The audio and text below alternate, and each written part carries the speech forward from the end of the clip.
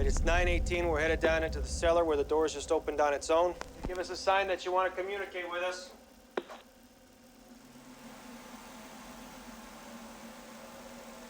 Nothing.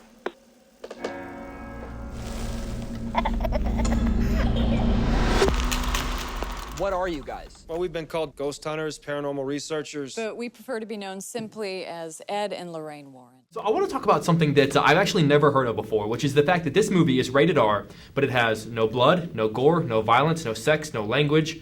But it's rated R, and the Motion Picture Association of America told James Wan that it's rated R because it's just so scary. They said that there's nothing that you can cut out of it that will earn this a PG-13 rating. It's getting an R rating just because it's scary. Yeah. I've never heard of that before in my entire life. I'd never heard it either. I was wondering, what does that say about this movie? And more importantly, what does it say about the other horror movies that are coming out these days? I did not know this. This is very interesting Oh, news. yeah. I love this. It totally confirms so much. Wow. And I'm just thinking The Exorcist. I know why The Exorcist was. Right, okay, yeah. yeah. A handful of things. Yeah, okay. It just says so much about James, doesn't it? Total simplicity, imagination. Wow, he did it. He did it. I think it also says what he didn't want to rely on, you know, to try to get the temperature up. He didn't want to do a lot of gore. He didn't want to do a ton of violence. He didn't want a lot of like really just kind of dark, nasty stuff or do it with Right. the language. So the movie itself has kind of an innocence to it. It's a real throwback kind of, you know, family. Or we set out to make a PG-13 movie, you know, and but I get it. I don't know if I would take my 13-year-old. That's a great compliment though. The Motion Picture Association, they told me there's nothing you can do that's going to give you a PG-13. They said it just is. Wow, that says so much about him. He really, it's pure. He did it. He did it without any weapons, any whatever metaphors you want to use. Right. He did it. Well, it says this worked. Yeah, very much so. Yeah.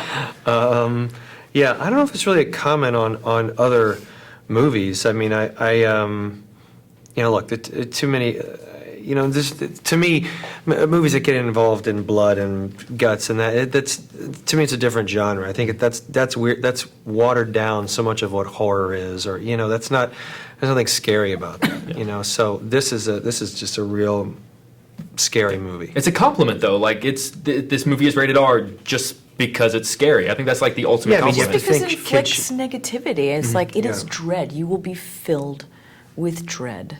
If you know, I mean, we watch it, we're not. But Right. if like, as an you know. I may have let out a few girl screams. I'm very sorry about that.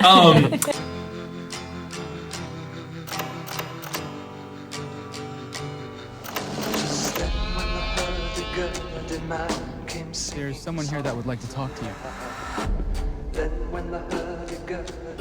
There's something horrible happening in my house.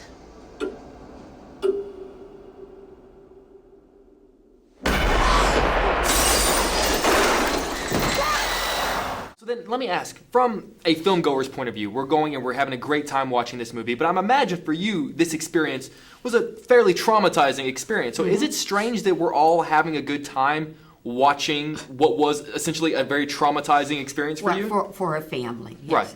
Very. Where they have to flee the house. I remember my husband and I having to go back so many times that we had to keep going back. You know, it was awful. And there was no blessings because there was no faith there at that time. There is now. There definitely is. Right. But it was awful. It was really terrible. And there were children, you know, the children were small then, and it's very frightening. And then the pets were killed, and it was just awful things. Just awful things. I can't even imagine. And I was told, actually, that he was offered to go to the real house and said no. No, I don't blame him. Really? So if No. you wouldn't go back, would you go back today? I think I have to. Do you? Why is that? Because I've been asked to do this. I haven't given the answer yet. You know, because to go back into that, you're reliving it.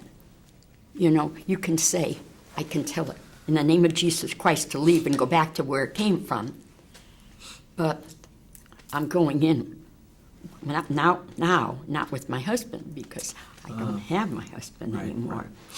But I can do it with my son-in-law, but it's scary. And I don't want it to follow me. And that's what happened in that house. It would follow us. You know, when people used to say, hey, you move into a scary house, just get out of it, right? Right, yeah, Move, exactly. you be safe. What I discovered when I started working with Lorraine is that doesn't really help. If a particular spirit is attracted to you for whatever reason, you know, I learned from Lorraine is sometimes it hangs out with you. Right, whether you want it to or Whether not. you want to or not. Wow. It's November 1st, 1971. I'm sitting here with Carolyn Perrin, who, with her family, has been experiencing supernatural occurrences. You picking up anything in here, hon? Something awful happened here, Ed. What is it? Whatever Lorraine sees, feels, touches, it takes a toll on her. A little piece each time. I was thinking this movie reminded me of kind of like the old great 70s horror movies that I loved. And I started thinking about how like I missed out on seeing some of those great, you know, like The Exorcist and The Shining and Psycho, all those great kind of old school horror movies. So I was wondering, what is a great horror movie experience that maybe you missed out on that you wish that you could have gotten back? Yeah, I mean, I would have loved to have seen The Shining in the theater. Oh, that would Yeah, be killer. me too. Although that's Me too. really a different. I just watched that recently. It's a different kind of. But you're still dealing with the spirit realm. Yeah, It it's is. very I mean, creepy, but it's well, also a it's horror you're dealing with movie. madness, but the hotel is haunted. Yeah, yeah.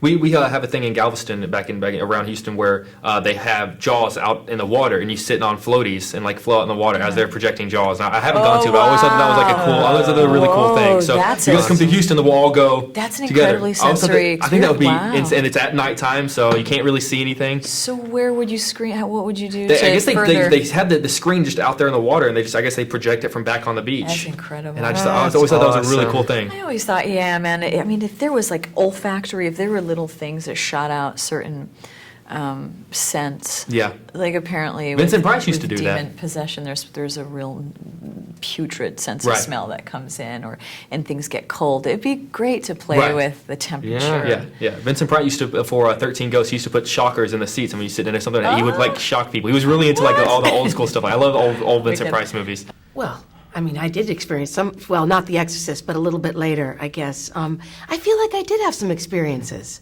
Yeah, I remember The Shining when it came out. Yeah, I was a Shining, yeah. kid. I saw The Shining on cable, and that Yeah. that one did it for me. You have a lot of spirits in here, but there's one that I'm most worried about because it is so hateful.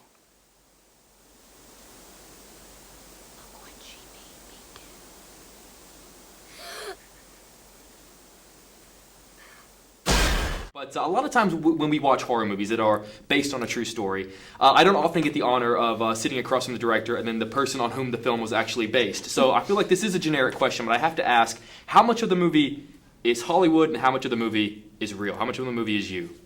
Well, from my point of view, he's done a very good job. I would agree. Very, very good job. Yes. Yeah, well, I mean, that was one of the things going into this film. I was very cautious. I know people are sick and tired of seeing movies that says based on a true story because we know Texas Chainsaw, all these movies, right? They're good films on their own, Right. but that extra gimmick to try and sell it, I don't know. They're more inspired by than actually. Yeah, made, yeah, right, yeah, right, exactly. right.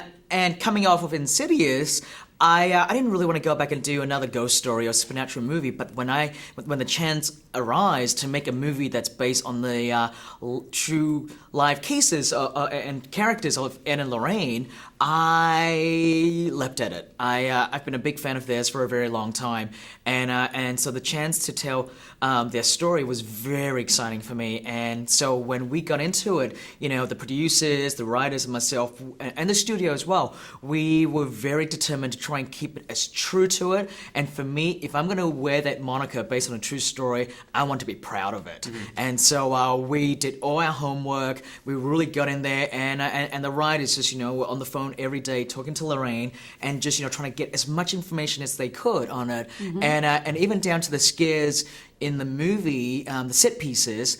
I would talk to Lorraine and I would talk to the parents as well, the other set of family in the film, and basically, like hear what they went through, and then through that, I filter that all through myself and go, okay, this is how I'm going to show it. We have to get out of here. That's not gonna help. This thing has latched itself to your family. Violet, we never seen nothing like this. I'm coming with you. No way. I can't lose you. There's a lady in a dirty nightgown that I see in my dreams. She's standing in front of my mom's bed. I knew that this movie was going to scare me though for the opening shot, because the opening shot is the doll, and dolls for some reason for me are even though they're not necessarily scary, they're inherently they scare me. Totally. So I was wondering, what is that thing in your life that is inherently not a scary thing that, but for some reason just scares the hell out of you? That thing that's wrong. Yeah. Oh man, God. I think it's when there's a real break in the pattern. Like James talked about that scene in The Exorcist, the one that wasn't very good. I can't remember if it was 2 or 3, where the woman was walking on the ceiling. Do you remember Right, that? yes, I do. And he was talking about what was so wrong about that. And it was so subtle, it was so fast. But I guess for me, it's just something that's just like a break in the pattern. That's Right. just like, I can't comprehend it or something. It's Right. Mental illness. I think when you talk to somebody who's schizophrenic or something, there's like a way that they look at you and a way that they connect thoughts that's really unsettling. I don't know why. Because you're just dealing with a diagnosis of somebody that's thinking about things differently, but it can be pretty terrifying. How are you dealing with all of us all day then? I don't know how you're doing Press, even worse.